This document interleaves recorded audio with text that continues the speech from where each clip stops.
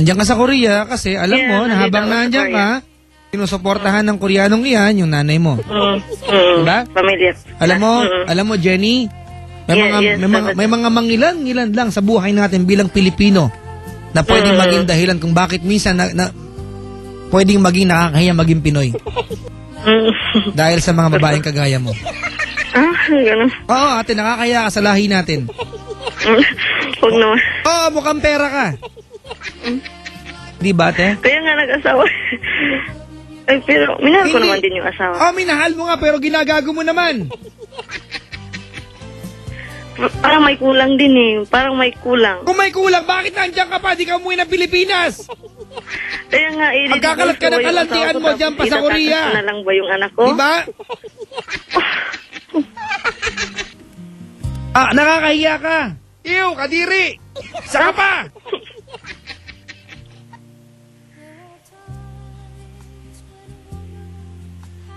Ano? Hindi ko alam kung anong gagawin mo. Ikaw, Pumunta ka ng banyo. Anong advice mo? Pumunta ka ng banyo, lumubog ka muna sa trap, huwag ka muna lumutang. 3 araw.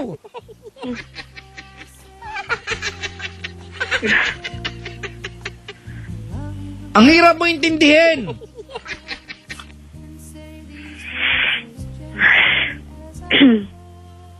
Alam mo ang hindi ko maunawaan sa'yo? Yeah. Alam mo kung anong hindi maunawaan sa'yo? Yes, Papa Jack. Yung idea, di ba, na may mahal ka pala sa Pilipinas, umuwi ka pa ng Korea. Di ba? Kasi alam mo na habang naandyan ka, kaya mong suportahan yung nanay mo. Sa madaling sabi ate, ginagamit mo lang yung Koreanong iyan. Hindi dahil Koreano siya, wala siyang damdamin. Meron din po. Oo Di nga. ba? Oo, wag mo naman siyang tarantaduhin.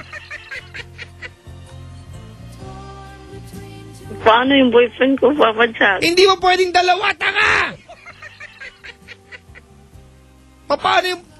Naku, malapit ka lang talaga, tinali kita.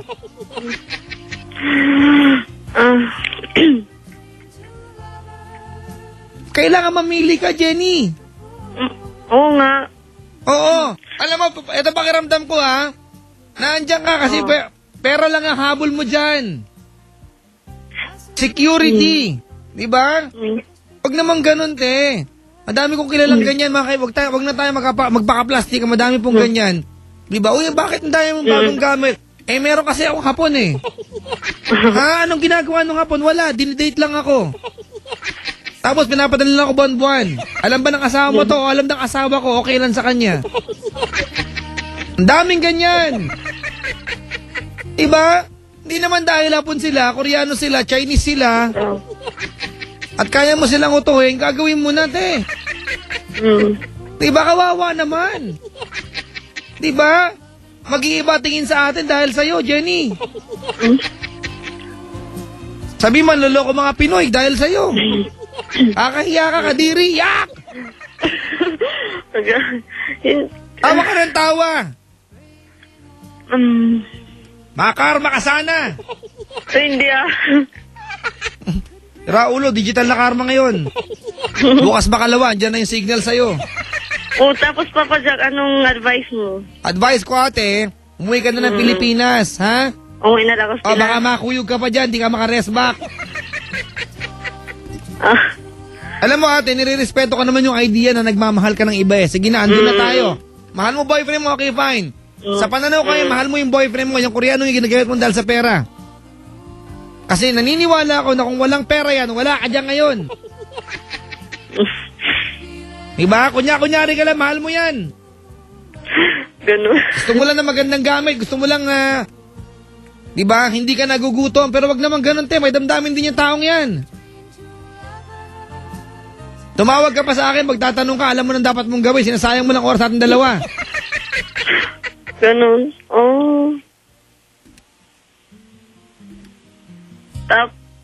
Yun lang, uuwi na lang ako. Oo, umuwi ka na lang ate ha. Tapos, sige na. ganito gawin natin ha. Alam na natin parehas na isang malaking usapin ang inyong anak. Yung Diba? bata. Nasaan yung Tatas ko na lang yun. hindi ate. Daanin mo sa legal na pamamaraan. Hindi kasi, pag ma-divorce kasi dito, yung bata nasa tatay. O di yun na sundin natin, yan ang batas eh.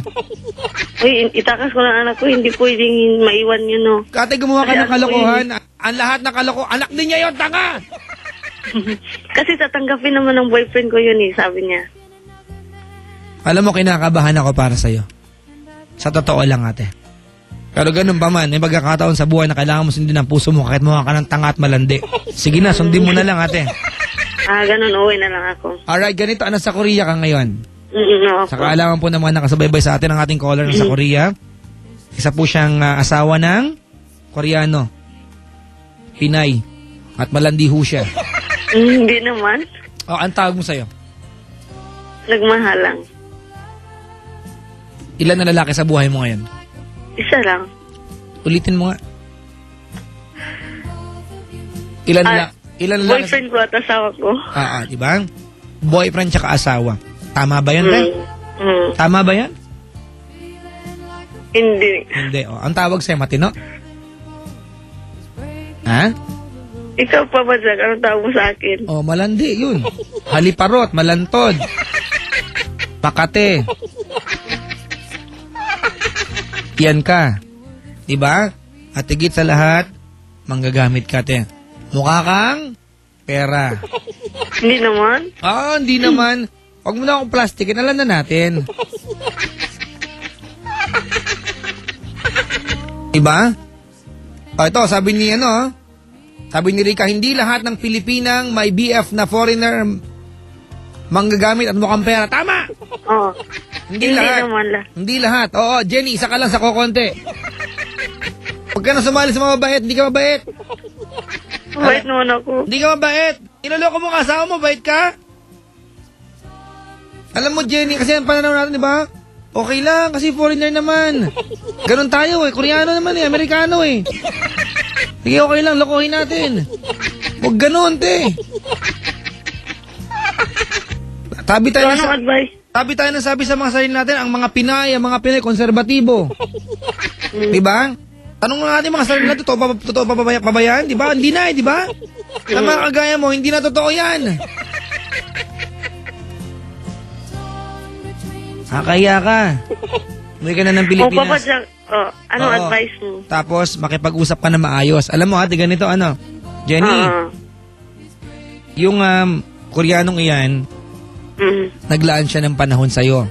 Pinakasalan ka niya, dinala ka niya dyan, binahay ka niya, ginagampanan niya yung tungkulin ng isang padre de pamilya. Asawa siya sa'yo. Diba? Pinapangatawan ng kanya bilang kabiyak. Tama, mali? Tama. Oo. Malamang naganap yan ng asawa sa Pilipinas kasi tingin niya sa mga Pinay, mahalagain, di ba? Maasikaso. Mabait sa bahay. Di ba? Oo. O ikaw maasikaso ka nga naman. Dalawa nga lang lalaki na asikaso mo. Oo, asikaso ako Ha? Asikaso ako sa South. Wag mo nang hayaan na pangatwiranan pa natin yung panloloko mo. Hindi naman kasi dapat pinangatwiranan. Naintindihan mo? Alright? Opo. Jenny, ganito gawin natin. Okay lang? Oo. Okay. Pag makikipag-iwalay ka na sa Koreanong yan, magtapat ka ng katotohanan. Sabihin mo sa kanya na niloloko mo siya, may boyfriend ka maliban sa kanya. Tapos makikipag-iwalay ka ng tam. Anong gusto mo sabihin sa kanya? Pabakasyon ka sa Pilipinas, di ka babalik? Oo, tama. Ganyan na nga. Tarantado. Oo. Ayaw kitang kausap. Maganda ba yan, Papa Jack? Ganon? Yung itakas na lang, tapos bakasyon di na babalik.